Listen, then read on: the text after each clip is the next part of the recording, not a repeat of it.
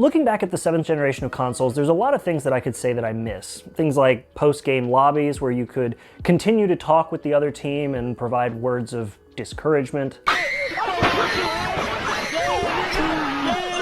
Or on the more positive side of that coin, the ability to party up with people that played really well in one match and you want to continue playing with them in the next match. Or, what about this?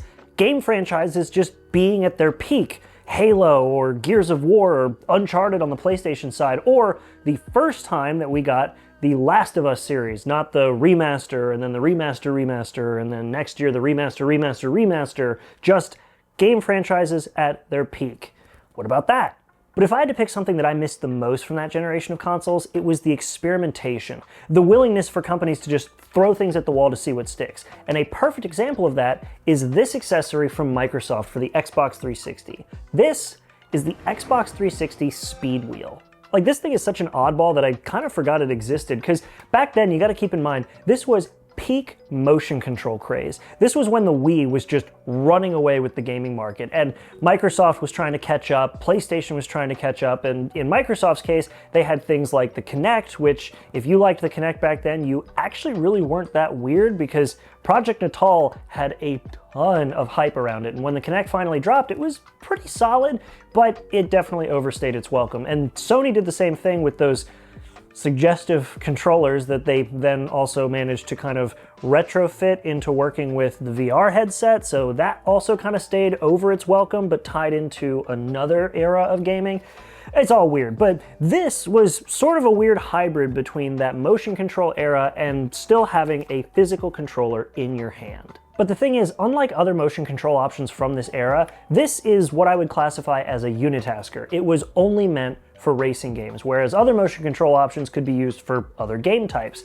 But having this as a dedicated racing wheel wasn't always a bad thing, especially during this era of racing games, because if you got a racing game for the 360, it was pretty much expected that you would be playing with the controller, or a little bit later the Kinect, but that wasn't a great option because there was no feedback whatsoever. You're literally just holding your hands in front of you and hoping the camera picks up on that movement. And unlike today, where you can buy something like a Microsoft racing wheel that works on your PC or your Xbox One, you could, at least up until about 2007, buy an Xbox 360 racing wheel with pedals and force feedback, but those weren't super popular and they were about $150, which was the same price as the Kinect when it came out, but the Kinect didn't actually release magic blue smoke when you powered it on with the power supply. That wasn't a common thing with those controller wheels, but that did happen a bit, and I kind of laughed when I figured that out during my research. But the Speed Wheel just pairs up to the Xbox 360 like any other controller. It's powered by 2 AA's, and there's no calibration required. It's just a little gyroscope, so you can turn it and it knows which direction you're turning. You've got these big triggers on the back, which really help with more precise braking and acceleration, and you have your D-pad and the cutest little face buttons up front. I love that. I don't know why, but seeing like mini Xbox face buttons is really funny to me. It's weird. This controller also has what is still my favorite version of the Xbox 360 Joule of all time. It's the one that has the little green indicators that run around the outside of the Joule to indicate player 1 through 4. I know they got rid of that all the way back with the Xbox 360E, and obviously they don't have it on the Xbox One or the Series consoles, but I just love that because you could look at the controller and look at the Xbox and see who's who, how many players are connected. It was great. I miss it, and I'm glad that they have it on here. And next to it, of course, you have your back and your start button. Now, some noticeable things that are missing from this controller are analog sticks, which makes sense because you're steering with this, and you can actually navigate some menus by turning it, though I would just recommend the D-pad, but you're also missing the bumpers. Now, I found a CNET review where they made a big deal out of this, saying that you're missing functions from certain racing games.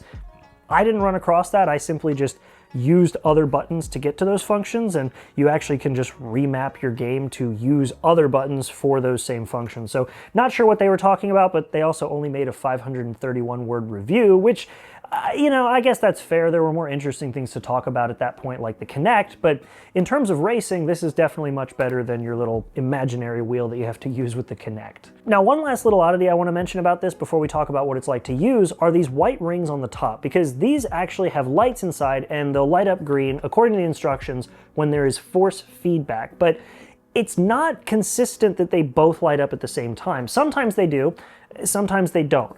Here's what I mean. From what I can tell, there seems to be a rumble motor in either side of this controller, and depending on which motor is going, that will determine which light comes on, and the intensity determines the brightness of the light. So for example, when I'm accelerating and the car is getting up to the point where I need to shift, this light will start to glow brighter and brighter, and this side of the controller will start to vibrate more. But when I'm braking really heavily, or I run the car over the apex of a turn, both motors will vibrate and both lights will come on. So while the instructions say that it's meant for any sort of rumble or force feedback, it seems to be tied to each individual motor. I'm not 100% certain, but that seems to be what it's like. But now that we've covered the aesthetics, it's time to talk about what this weird chrome, piano black, matte black plastic steering wheel is like to use in games. To test this thing out, I used Forza Motorsports 4 because when I was doing my research, I discovered that this was actually developed alongside Forza Motorsports 4, so this should be the best game for it, and to be honest, it kind of is. Like I mentioned earlier, you can actually go into games that support this controller and remap the buttons, which is a good thing in my case because when I do racing games, I like to play with the manual transmission mode where I can pick the gears myself.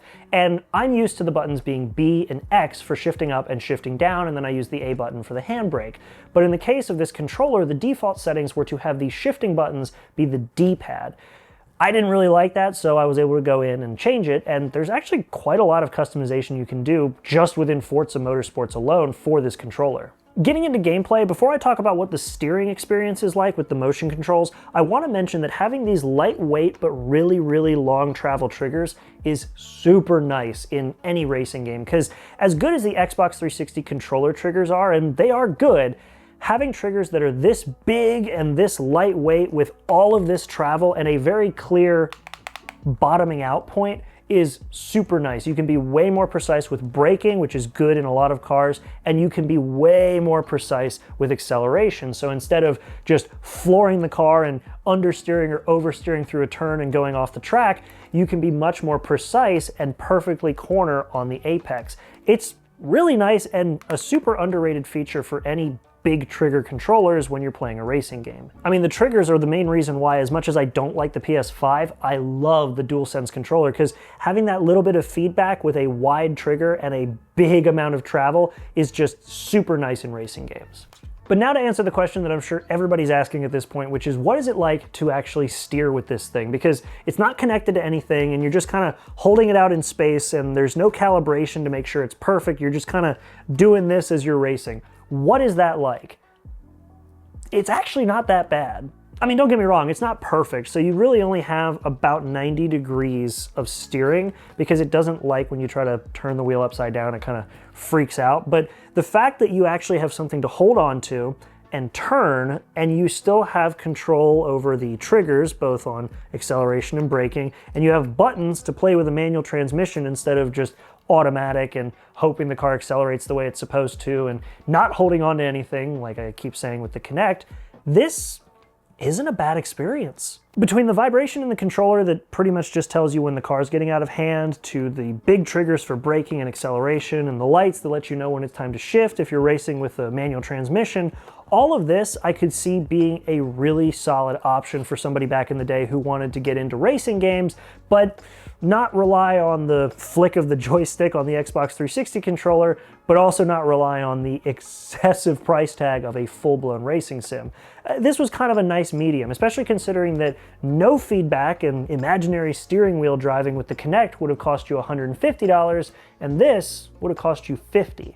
I mean, hell, nowadays you can pick one of these things up for like $8 because they didn't sell really well and people just aren't going out of their way to buy one of these. And I even found one at another retro gaming store still in its box for $20. So if you're looking to get back into retro gaming, which kills me to say about the 360, but yes, if you're looking to get back into retro gaming, you want to do some old racing games like Forza 4 or Forza Horizon, and you want something that's more precise than the Kinect, but also less of a risk than buying the old school fire hazard racing wheel that came out in 2006, this is kind of a happy medium.